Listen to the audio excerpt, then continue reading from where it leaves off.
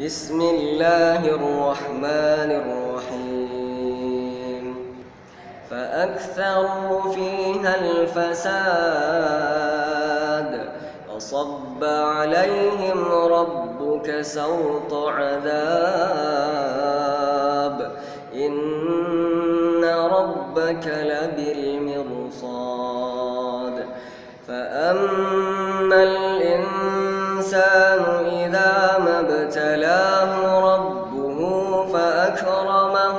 ونعمه فيقول ربي أكرمن وأما إذا ما ابتلاه فقدر عليه رزقه فيقول ربي أهانن كلا بل لا تكرمون اليتيم ولا تحاضون على طعام المسكين وتأكلون التراث أكلا لما وتحبون المال حبا جما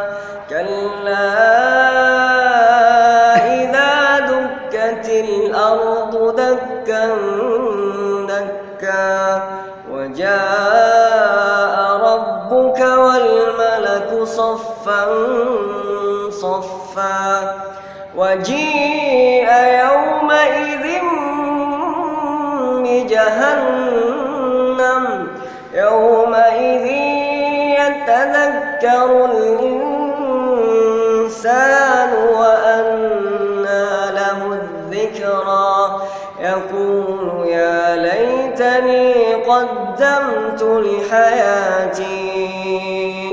فيومئذ لا يعذب عذابه أحد ولا يوثق وثاقه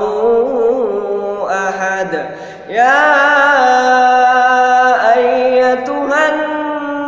النفس المطمئنة ارجعي إلى ربك راضية مرضية فادخلي في